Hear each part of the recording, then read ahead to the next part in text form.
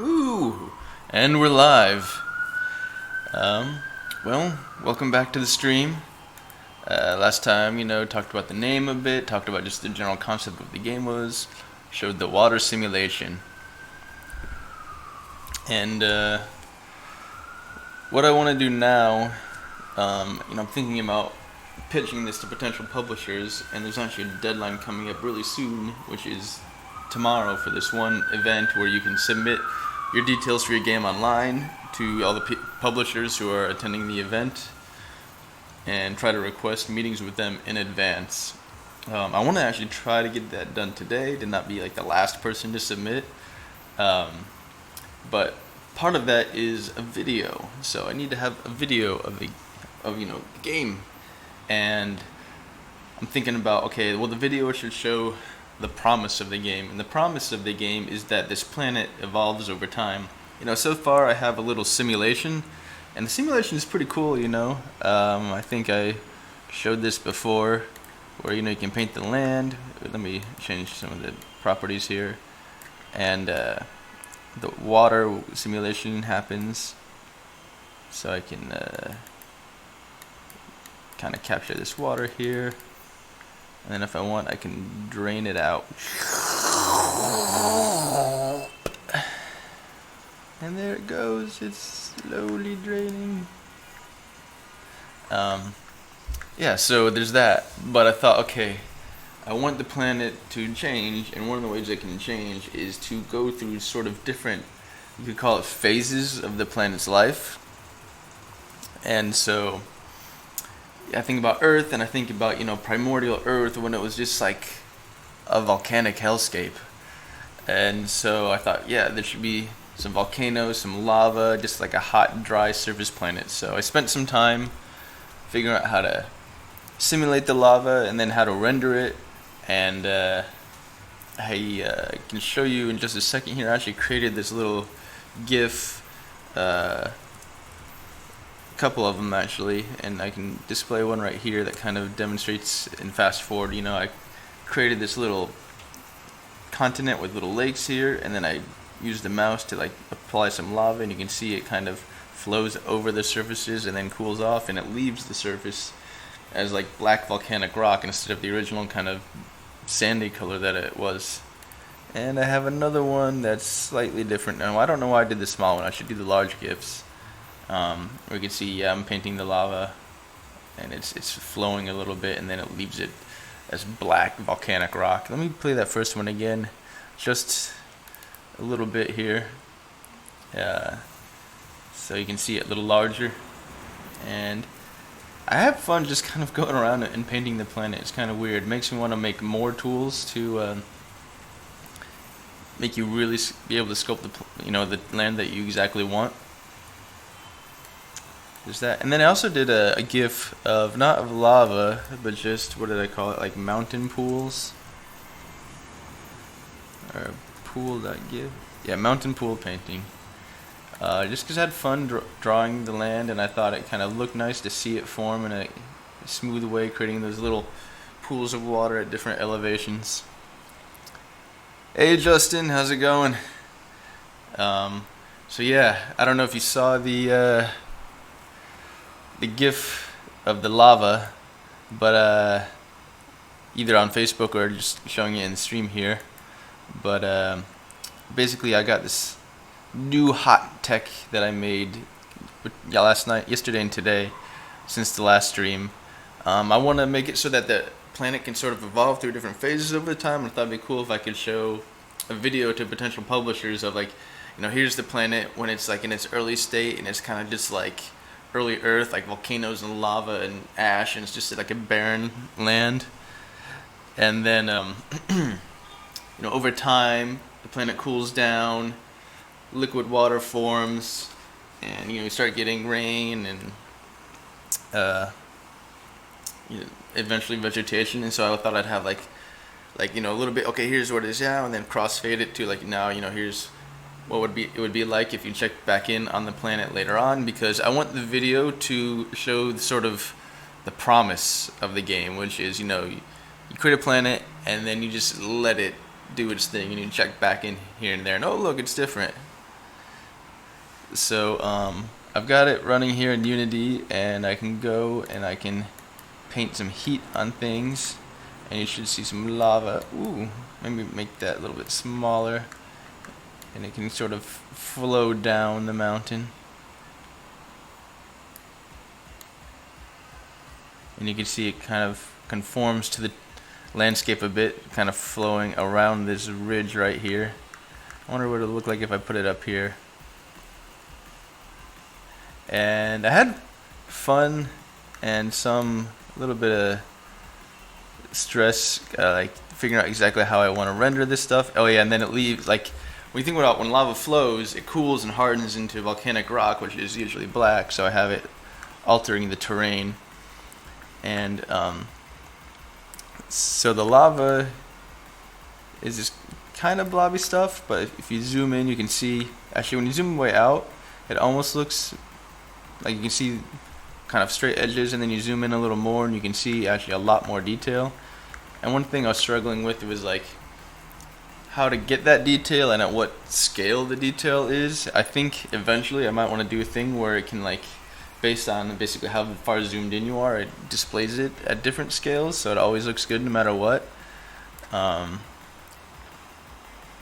Because sometimes certain things looked really good when I was close, and sometimes it looked better when I was far away. For example, let me start a new planet here. And let me paint some terrain on it. Just some random islands and stuff. That looks pretty good. And so there's the terrain, and now let me paint some lava on it. So to do that, I want to make it really hot, but like a small area. It's maybe a little bit smaller than that, so I can see my lava kind of flowing. And so basically what I have is I have this, you can see how the edges don't look super straight, like they have some zigzag to them. And the way I do that, let me show you first if there's no noise. So where's the lava noise? So if I wasn't doing anything fancy, it would kind of look like this, where it's kind of straight edges everywhere. And to compare it right now with what I do have, see how like both the transition between the different types of rock has some more detail to it, as well as the shape of the lava. It does unfortunately make the lava a little bit smaller to be able to do that. Maybe I can figure out a way to do it a different way. You can see the lava eventually making it so that there's no water anymore, then everything dies. Then a meteor comes and knocks a hole in the planet, bringing water back. That's actually a lot in line with what I was thinking, but kind of reverses. I was thinking, okay, I can start off the planet really hot, and as it's hot, there's lava going everywhere. And then eventually, the planet cools down, and when it's hot, like, there's no liquid water, it's all just vapor in the atmosphere, and then the planet cools down, and then it starts raining, and then the oceans eventually fill up. So that's something, if I have time, I might try to start working on here on the stream. But you can see, like, here, if I look, I have to figure some stuff out, because like right here you can still see the polygon edge. I think it might be how I'm mapping. Oh yeah, so those extra little details, it's in some ways kind of really simple. So I have this image, and it's just this like cloud texture that I created in Photoshop, and then I do some math tricks on that to like use that to distort where the edge of the lava is basically, and like how hot the lava is considered as you view it. And the lava created a heart. Huh, love lava. So then I can apply it at different scales. So I have this noise density thing, so like you can see it kind of change the details at different. So this is like really detailed, where like you see lots of little tiny things. It almost looks like evil clouds or something. and then you can get like really low frequency where it almost doesn't have an effect. And I had it somewhere in the middle before. And that also affects not only the solidified rock, but also the lava itself. If I go and paint some more lava here, and then I'll pause the simulation just so it's not changing as we're changing only one thing at a time. So you can see it's kind of a smoother shape with the low noise density, and then you get more noise density. It almost looks like fire or something. And so certain things look better at different scales. So if I zoom back out, that actually looks pretty cool. Let me paint it some more again. But maybe a little too noisy. Like it doesn't, like you think about, you want the impression of lava, even though this is like at a planetary scale, you still want it to kind of look like what a person would expect lava to look like, which is kind of, you know, blobby and thick and viscous. So you can see some really kind of, this may be hard to see on the stream, but a little bit of jaggy edges there. If I bring the noise density down, it kind of smooths it out a lot.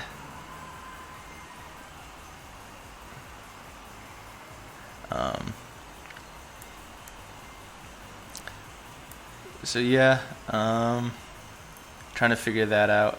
I had some better examples looking at earlier, like how it looks different depending, and the higher density stuff like makes it, I mean, it has some cool details. Let me make the lava flow a little faster.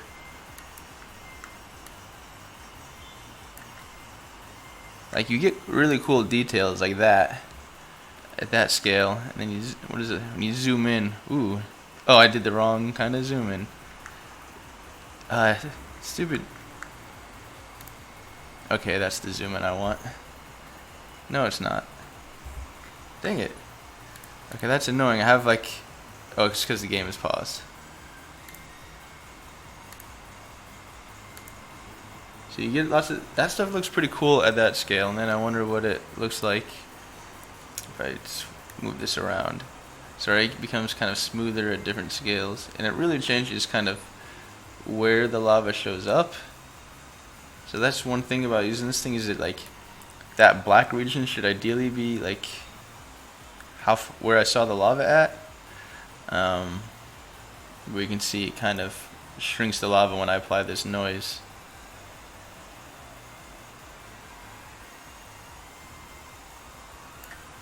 So yeah, some choices to make there. Anyway, so that's that. So now, you know, let me just play around with it a little bit more, just see if I can get a better example of some really cool lava flowing around. So I'm just going to quickly create some land masses here. And what's cool is, you know, I said it would follow the shape of the terrain. So if I try to make like a little channel here,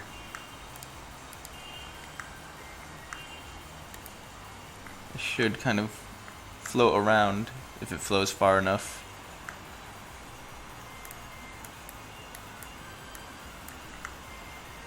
So I'm going to put some lava right here, and then it's going to flow down.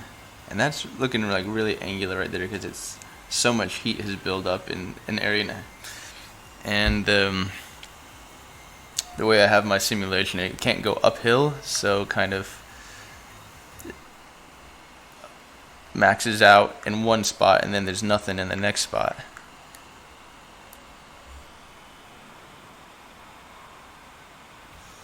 So I can update. Do you see a problem with my info and tags? I should be saying game development and software development. But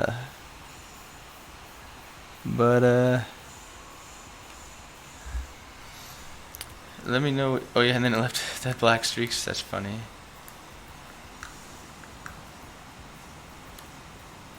And I just keep letting lava flow, and you can see it slowly goes into the ocean. A funny thing here is that you see when the lava goes in the water, it actually looks green, which is weird. But I think technically that, like, if you had really hot lava deep enough under the water, it actually would look like that. But the problem is, if the lava were so hot, it would actually cause the water to evaporate in steam, so you wouldn't even see it. And then if by the time the water got cool enough that it was liquid water, the rock also would have hardened and it would be more of the black color. Huh. That's weird. It should be set by OBS here. Let me just take a second to update the tags. Where's this thing? Be right back. I'm gonna go over to my other screen here and see if I can fix that. I'm actually streaming using something called Restream that goes to Twitch and Mixer and Facebook all at the same time, which is pretty handy, but maybe that's part of the issue, I don't know.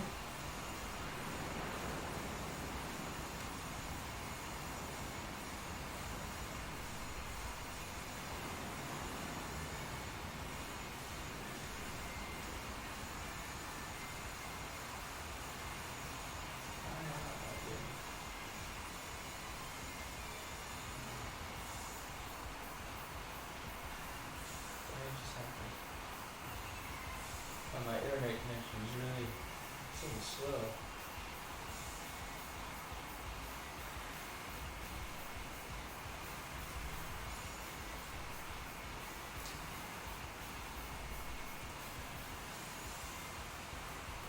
So I'm on my other computer to do this stuff just because I don't like to show passwords or other behind the scenes stuff.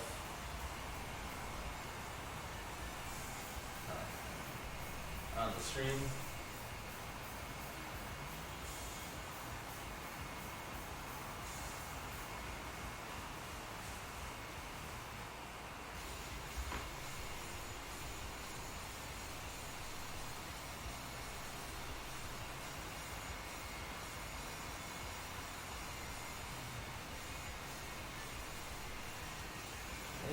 For some reason, this other computer's having really slow internet. Why the heck is that?